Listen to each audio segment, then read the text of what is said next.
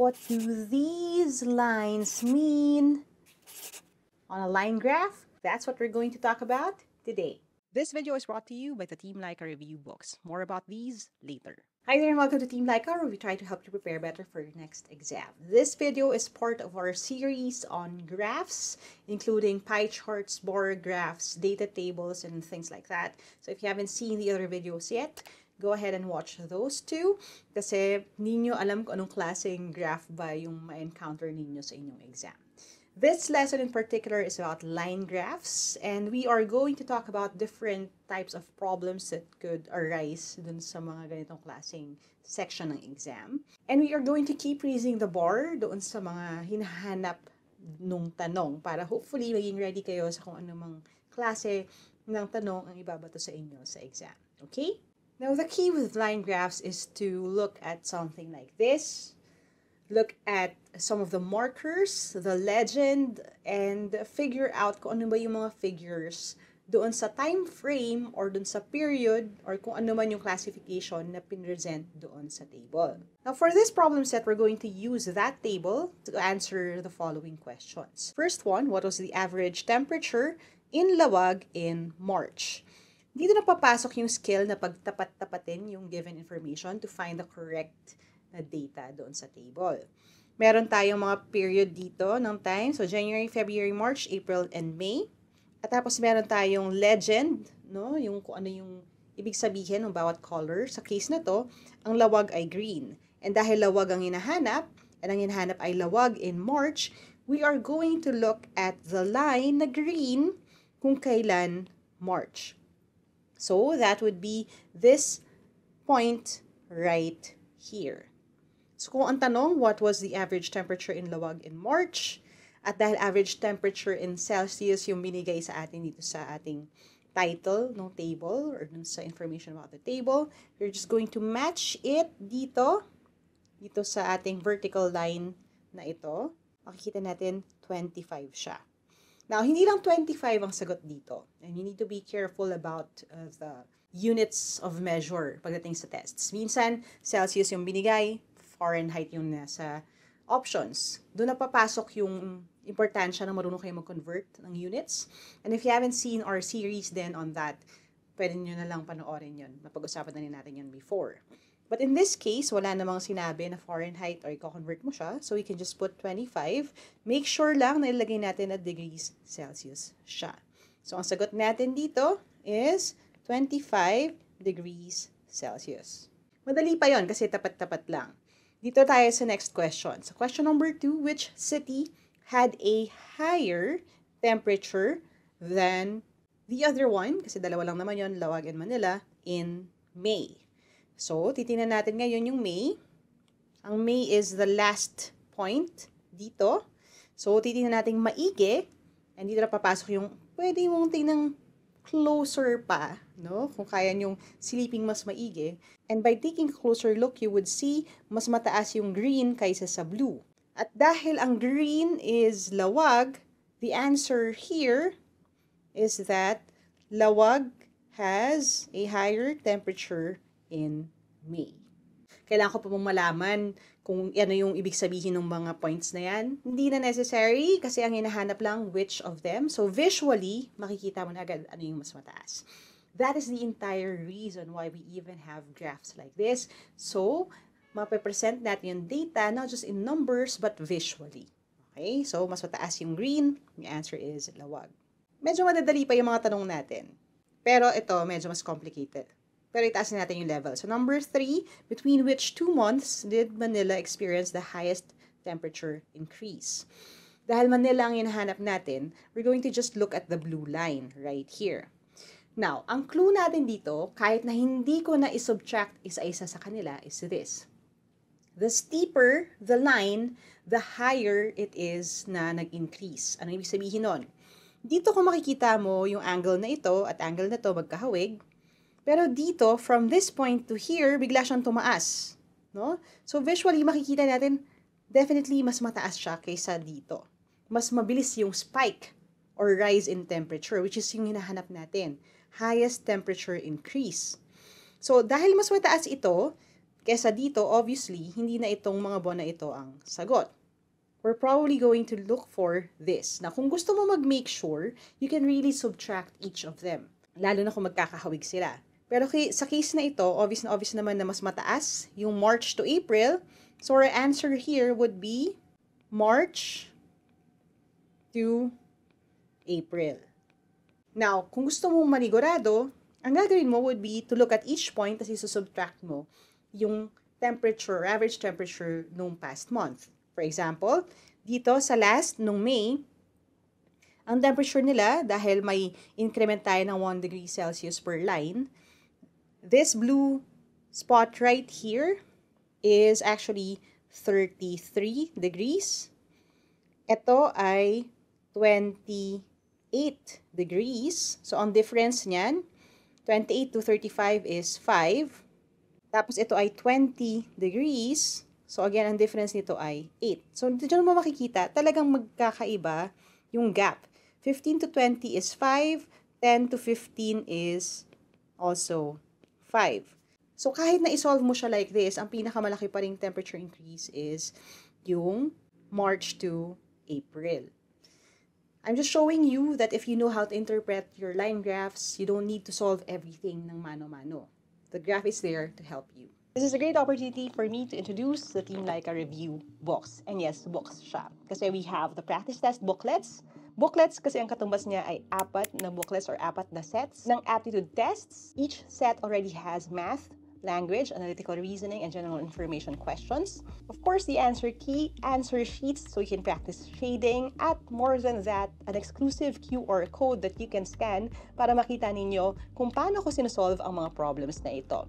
It includes discussions on some super secret techniques that I use para siguraduhin makatipid ng oras sa exam at syempre, makapasa. You also have the workbook number 1, hindi siya multiple choice questions pero it's designed to practice your skills para naman ready ka sa fundamentals mo. Skills, techniques, and it's best to use them together. If you're interested, go ahead and message us sa m.me/teamlaika to figure out how we can get these to you. Sa mga bumili na at bibili pa, maraming salamat sa inyo. Thank you for helping me help more people by buying these kasi these help us fund what we do here sa channel na to. Kung hindi dahil sa inyo, it'll be harder for me to make all these free content. So, thank you sa inyong lahat. And now, back to the video. Next 2 questions, even more tricky. Tingnan natin to. Sabi, which city had a higher temperature increase from January to May? Sa case na ito, magka-compute na tayo. January to May ang pinag-uusapan. So, yung blue or yung Manila, nung January ay 10 degrees Celsius. Tapos nung May ay 33 degrees Celsius. Ang difference niyan, 23 degrees Celsius. Yung green naman, nagsimula ka sa 8 degrees Celsius, natapos ka sa 34 degrees Celsius. Now, sa case nga na to, dahil ang hinahanap natin ay pinaka mataas na increase or pinaka malayo na pagitan from January to May, pwede mo siyang i-calculate na ganito para makita na 26 degrees yung difference, or yung sinasabi nating mata-mata na lang or tingin-tingin na lang tayo, makikita mo dito mababa ang green kaysa sa blue. Pero dito mataas na ang green kaysa sa blue.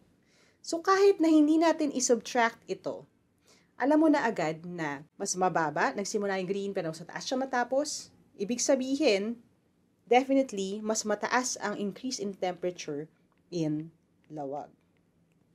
Now, dito kanina sasabihin na ingat kayo ha, kasi yung time frame here could be different. Pwedeng hindi dulo-dulo. Pwedeng January to March, pwedeng February to April, and sometimes these things change the answer. So, attention to detail is very important sa section na to ng exam. Question number 5. Based on the temperature change from April to May, which city will have a higher average temperature in June? Ito na yung, kumbaga, next level in which we try to predict things or anticipate things, hypothesize, kumbaga, depende doon sa previous data. Sabi dito, ibabase daw natin doon sa temperature change from April to May. So, yun lang muna ang titingnan natin. Ang April to May ng Lawag is 30 to 34. That is plus 4. Ang temperature ng Manila naman is 28 to 33.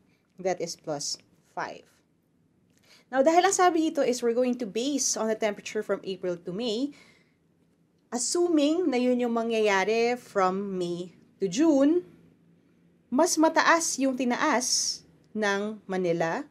5 siya, hindi 4.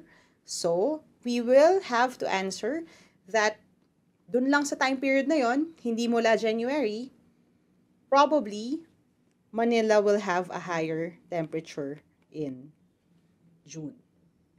So again, things change depende sa kung ano yung binigay na parameters. Kung ang sinabi dito ay temperature change from January to May, posible pa nating sabihin na lawag ang mas mataas ang temperature in June. Pero dahil ang sinabi lang ay April to May, and this is just an increase of 4 versus 5, ang sasabihin na natin dito ay Manila. Okay? So again, mukhang simple, pero it could get really complicated depende sa hinahanap sa tanong. At dahil the best way for you to learn this is to figure things out on your own, we have a quick quiz with this lesson. And if you have your pen and paper ready, your timer starts now.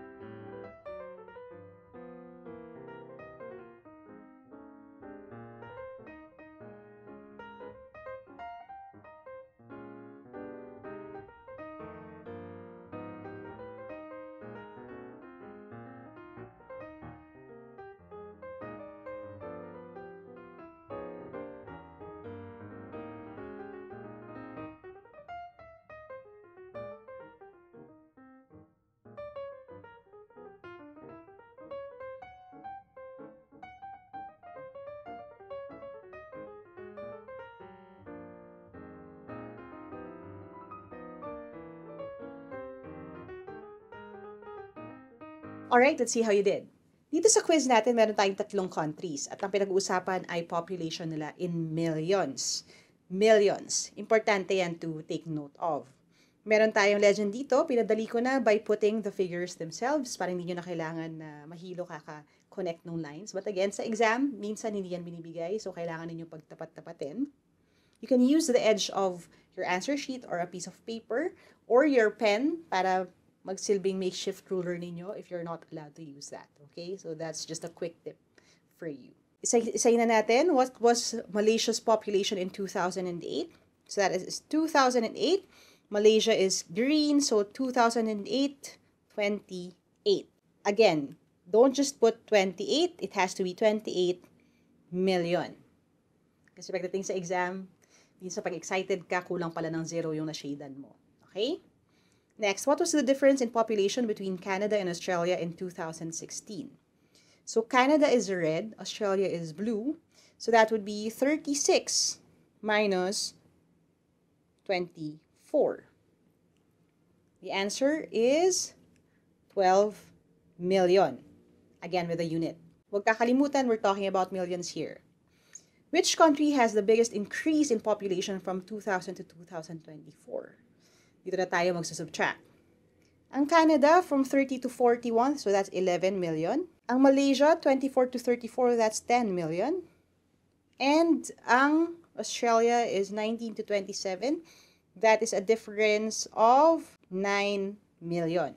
So which country has the biggest increase in population from 2000 to 2024?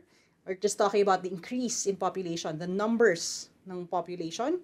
The answer would be Canada.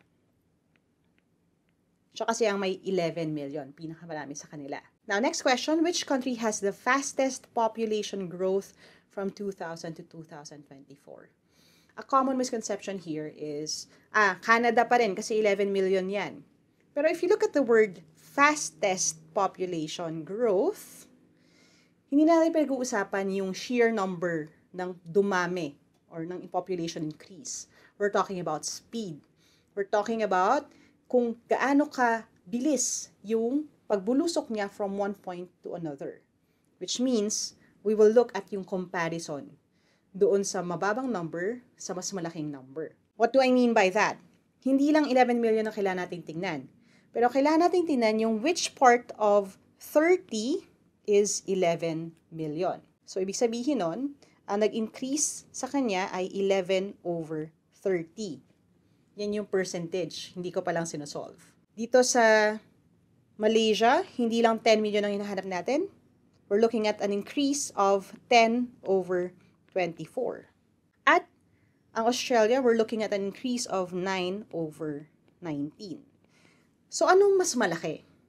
11 over 30, 10 over 24, o 9 over 19? Of course, pwede ninyong hanapin yung greatest common denominator, i-transform lahat ng fractions para ma-compare yan. Or pwede mong i-divide yung mga numerator by the denominators para makuha mo yung percentage increase. Now, kung i-divide natin yung 11 sa 30, that is 36.67%. 10 over 24 naman, or 5 over 12, that is an increase of 41.67%. Mas mataas kesa dun sa 36.67.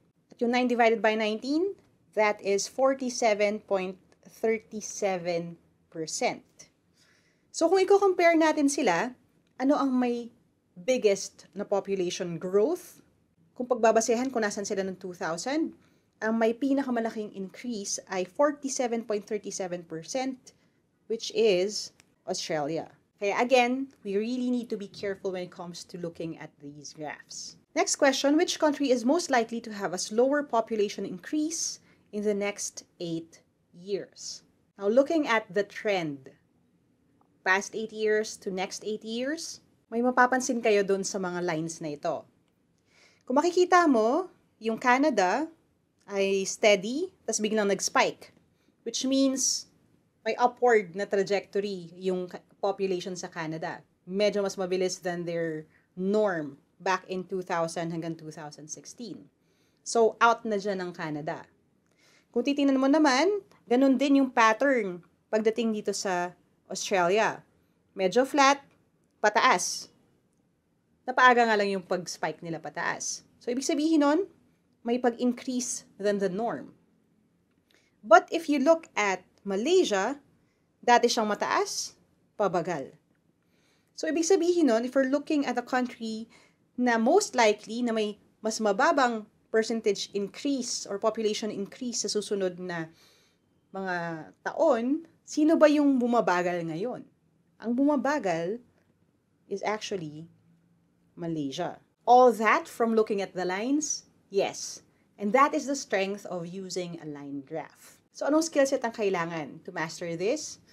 Knowing what to look for, attention to detail, comprehension, at papasok din ng critical thinking skills dahil kailangan natin i-analyze kung alin sa data ang pertinent doon sa tanong nakaharap natin right now.